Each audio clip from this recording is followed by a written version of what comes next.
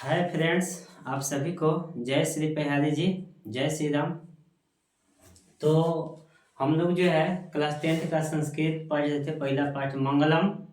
ये वीडियो जो है दूसरा वीडियो है आप लोग का, ठीक है। ये वीडियो नंबर 2 है। वीडियो फर्स्ट में हम लोग देखे थे कि उपनिषद के बारे में देखे थे कि 108 उपनिषद होता है। उपनिषद की संख्या कितना होता है? 108। मंगलम जो पाठ है, मंगलम का मतलब होता है कल्याण, यानी अच्छा हो, ठीक है।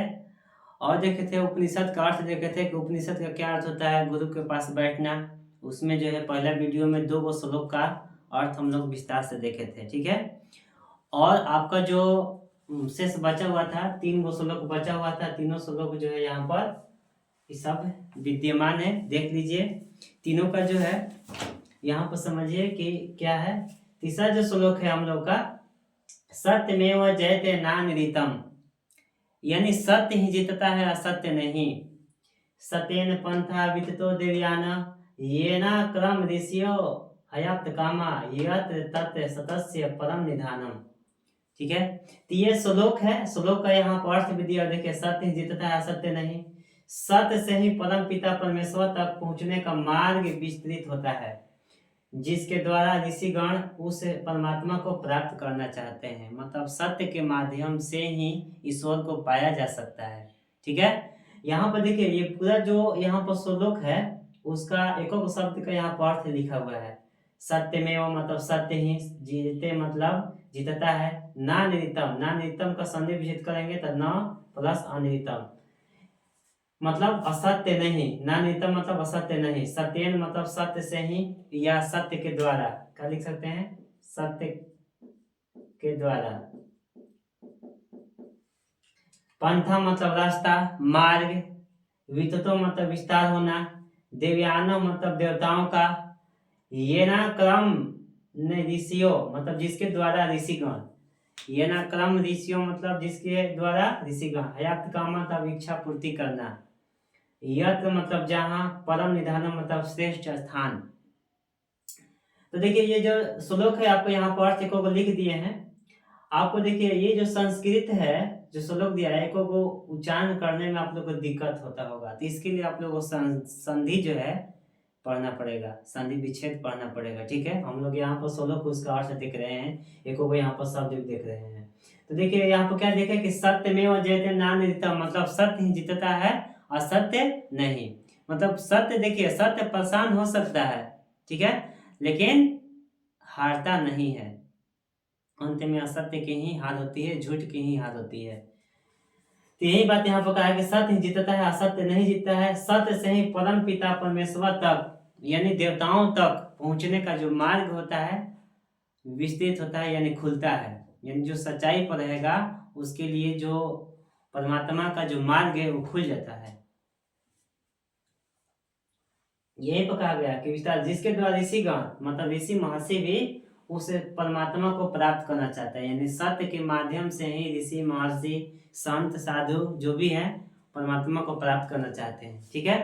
और ये किस उपनिषद से लिया गया है? मुंडकोपनिषद, ठीक है। जो तीसरा श्लोक है मुंडकोपनिषद से लिया गया है। यहाँ पर देखिए जो चौथा श्लोक है, यहाँ पर यथा नद्य यस्यन्द माने समुद्रे अस्तम गच्छन्ति नाम रूपे विहाय तथा विद्वान नाम रूपाद विमुक्ता परम पुरुष मुपैति दिव्यम। देखिए सभी श्लोक का ये भी जो है मुंडकोपनिषद से लिया गया है, और सभी श्लोक का यहाँ पर अर्थ भी लिखा हुआ है। देखिए यथा मतलब जिस प्रकार, और तथा मतलब होता है उसी प्रकार। यथा मतलब जिस प्रकार, तथा मतलब उसी प्रकार, संस्कृत में होता है ऐसे। तथा मतलब और चाहे एवं भी होता है। यथा मतलब जैसे भी होता है, लेकिन जिस प्रकार भी होता है, ध्यान रखिएगा। नद्या मतलब नदियां, एशियन माना मतलब बहती हुई, समुद्र अस्तम, देखिए जहां भी 5 नियम संस्कृत में दिखाई दे, ध्यान रखिएगा, संस्कृत में जहां भी 5 नियम दिखाई दे उसको अ पढ़ा जाता है, ठीक है।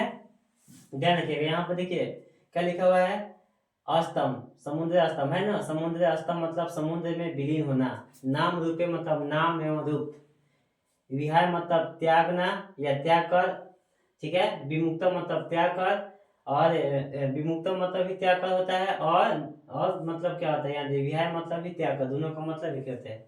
परम मतलब परमेश्वर, पुरुष मुपैति मतलब उस परमात्मा को पाकर, दिव्य मतलब दिव्य प्रकाश में। तो देखिए यहाँ पर जो अर्थ क्या कर रहा है कि यथा नदी ऐसे न माने समुद्र है, जिस प्रकार जो नदियां हैं बहती हुई समुद्र में जाकर मिल जाती है और समुद्र ही बन जाती है, अपना नाम रूप को खो देती है। जितना भी नदी है, गंगा है, यमुना है, सरस्वती है, ब्रह्मपुत्र है, कृष्णा नदी है, कावेरी नदी है, जितना भी नदियां हैं समुद्र में मिलकर अपना नाम रूप खो देती है, यानी समुद्र ही बन जाती है। उसी प्रकार से जो विद्वान लोग होते हैं, जो साधु संत होते हैं, जो ऋषि गण होते हैं, तपस्या के द्वारा ईश्वर को जब प्राप्त करते हैं तो अपना नाम रूप छोड़ करके, त्याग करके परमात्मा में ही क्या हो जाते हैं, विलीन हो जाते हैं। देखिए ध्यान दीजिएगा इस बात को कि गंगा या जो भी नदियां हैं जब समुद्र में मिलती है तो वहां पर गंगा नाम नहीं रह जाता, समुद्र बन जाता है। उसका पानी जब भी समुद्र में मिलता है तो समुद्र का पानी कहलाता है, यानी गंगा नदी अपना नाम खो दिया। उसी प्रकार जो विद्वान लोग होते हैं जब परमात्मा का उपासना करते हैं, प्राप्त करना चाहते हैं, तो परमात्मा में विलीन हो जाते हैं, अपना नाम उनका नाम नहीं रह जाता, वो परमात्मा का एक रूप हो जाते हैं। यही बात कर रहा है कि जिस प्रकार जो नदियां हैं अपना नाम रूप को त्याग कर समुद्र में मिल जाती है, उसी प्रकार से विद्वान अपना नाम रूप को त्याग कर परम पिता परमेश्वर में क्या होते हैं, विलीन हो जाते हैं, मतलब मिल जाते हैं। ठीक है। चौथा जो पांचवा जो श्लोक है यहाँ पर दिया हुआ है कि विदा मेता पुरुषम महात्मनम आदित्य वर्णम तमसा प्रस्तात् तमेव विदित्वाति मृत्यु मेति नन्या पंथा विदित अनाय। ये जो है श्वेता स्वतर उपनिषद से लिया गया है पांचवा श्लोक। इसका अर्थ क्या हुआ यहाँ पर, वेद आदित्य वर्ण सूर्य के समान दिव्य रूप में विराजमान है। यानी कि जो वेद हैं, वेद जो आजकल जो बताया जा रहा है, वेद जो वेद है वो सूर्य के समान जो है विराजमान है, यानी दिव्य स्वरूप में क्या है, विराजमान है।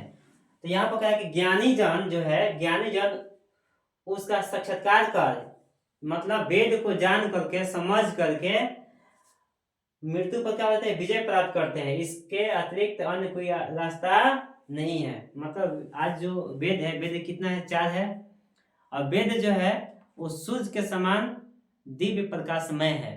जो उस वेद को जान लेता है, समझ लेता है, तो मृत्यु पर विजय को भी प्राप्त कर लेता है, मृत्यु पर विजय प्राप्त कर लेता है, और इसके अलावा कोई रास्ता नहीं है। मतलब उस वेद जो व्यक्ति पाएगा तो सत्य का मार्ग प्रस्तुत होगा। असत्य का मार्ग जो होता है वो ईश्वर तक पहुंचने का मार्ग होता है, और जो व्यक्ति ईश्वर तक पहुंच जाता है वह मृत्यु पर भी विजय प्राप्त कर लेता है। ठीक है। देखिए इसका अर्थ भी नीचे दिया, तमसा मतलब वेदा मेता मतलब वेद, पुरुषम मतलब पुरुष, महंतम मतलब श्रेष्ठ, आदित्य वर्ण मतलब वही सूर्य के बारे में कहा, आदित्य वर्ण सूर्य। तमसा मतलब देखिए अंधकार, प्रस्तात् मतलब अलग या पृथक, तमेव मतलब उसको, विदित्वाति मतलब जानकर, पार हो जाना। ठीक है, मतलब कि वेद को जान करके, मृत्यु मेति मतलब मृत्यु को, नान्या नान्या मतलब अन्य कोई नहीं, विदिते विदिते अनाय मतलब जान पड़ता है। मतलब ये सब इसका यहाँ पर अर्थ दिया हुआ है। नीचे अर्थ यहाँ पर पूरा को मिलाकर यहाँ पर अर्थ है कि वेद को जान करके व्यक्ति जो है सूर्य के समान प्रकाशमय हो जाता है और परमात्मा में क्या हो जाता है, विलीन हो जाता है। ठीक है। तो हम लोग देखें यहाँ जो मंगलम जो पाठ है, 5 श्लोक जो है आप लोग को समाप्त हो गया। ये 2 वीडियो है, आप लोग 2 पहला दूसरा वीडियो अच्छा से देख लीजिएगा। और 5 जो श्लोक है आप लोग को मेन श्लोक का अर्थ ध्यान रखना है। 5 मंत्र है, 5 मंत्र जो है 4 उपनिषद से लिया गया है, इस बात को ध्यान रखिएगा। पहला जो है कठोपनिषद, पहला जो है मुंडकोपनिषद से जो है लिया गया है, और दूसरा जो श्लोक है श्वेता स्वतर उपनिषद है, तीसरा श्लोक है मुंडकोपनिषद है, चौथा जो श्लोक है क्या है, ईशावास्य उपनिषद है। तो ये 4 उपनिषद से लिया गया है। ठीक है ना। ऐसे पहला जो श्लोक है हम लोग को, जैसे मंगलम पाठ जो दिया हुआ है, पहला श्लोक ईशावास्य उपनिषद से लिया गया है, देखिए यहाँ पर है। दूसरा श्लोक कठोपनिषद, तीसरा जो है मुंडकोपनिषद, और चौथा भी मुंडकोपनिषद से है, और 5वां जो है आपका श्वेता स्वतर उपनिषद से है। ध्यान रखिएगा यहाँ पर, इस बात को ध्यान रखिएगा। तो पहला जो है ये तीसरा श्लोक है, ये चौथा श्लोक है, और एक कौन श्लोक है, 5वां श्लोक है। तो इसको अच्छा से लिख करके याद कर लीजिए। ये 2 या 3 नंबर के हमेशा पूछता है। ठीक है। अब इसका जो है हम लोग देखेंगे क्वेश्चन आंसर, वीडियो 3 में जितना भी क्वेश्चन आंसर है उसमें आप लोग को बन कराएगा। ठीक है। तो अच्छा से आप लोग समझ लीजिएगा पढ़ करके। जय हिंद लिखिए।